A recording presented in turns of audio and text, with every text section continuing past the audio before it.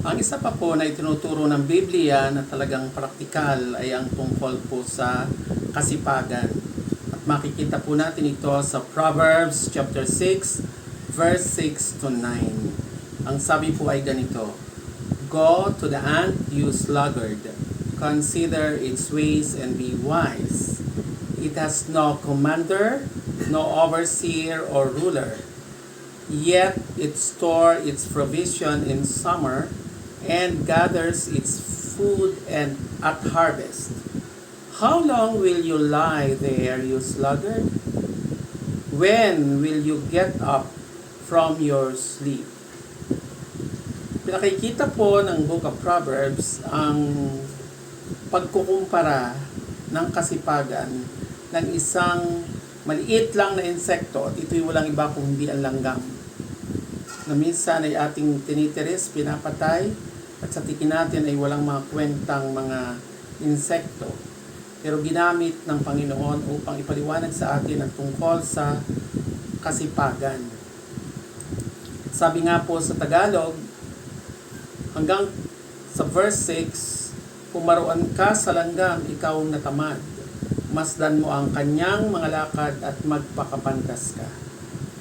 Na bagamat walang pangulo, tagapamahala o pinuno, naghahanda ng kanyang pagkain sa tag-init at pinipisan ang kanyang pagkain sa pag-aani. So itong mga langgam na ito, kapag may tamang panahon, at ito po ang summertime, sila po ay nagtitipon ng kanilang mga pagkain. Nagkita ba kayo ng langgam kapag tag-ulan? Wala. Bakit? Sapagkat sila ay nandun sa kanilang mga lungga at kanilang ini-enjoy ang mga tinipon nila. Anong aral ang ibig sabihin nito? Tayo man ang mga tao, kung malakas pa, ang hindi lang pwedeng magtrabaho ay yung sobrang bata o sobrang tanda.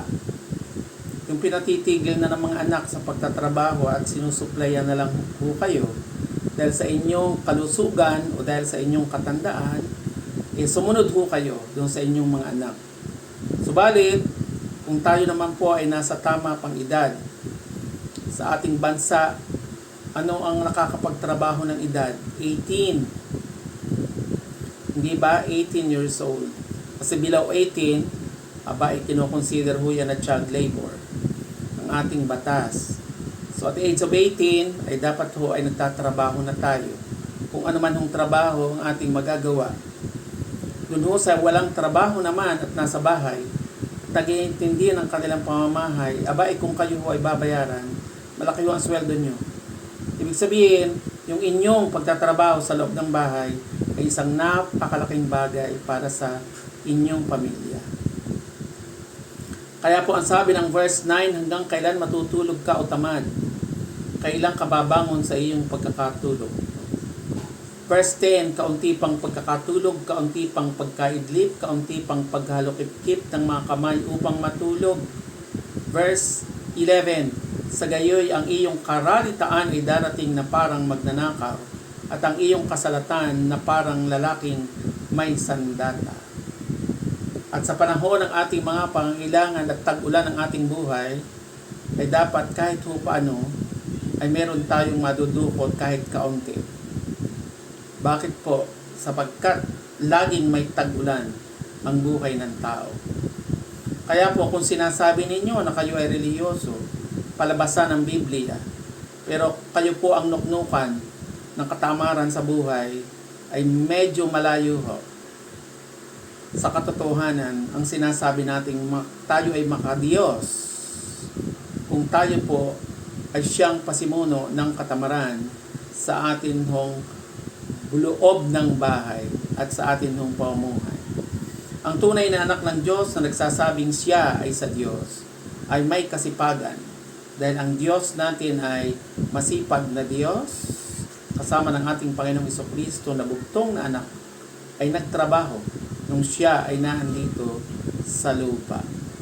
Kaya lahat po tayo magsikap na kumita kahit kaunti at magtrabaho dahil yun po ang kalooban ng Diyos sa ating mga buhay. Dito po natin nakikita na ang Biblia ay may relevance sa pang-araw-araw na buhay, lalo na ho sa pagtatrabaho at kasipagan. Pagpalain po tayo ng Diyos.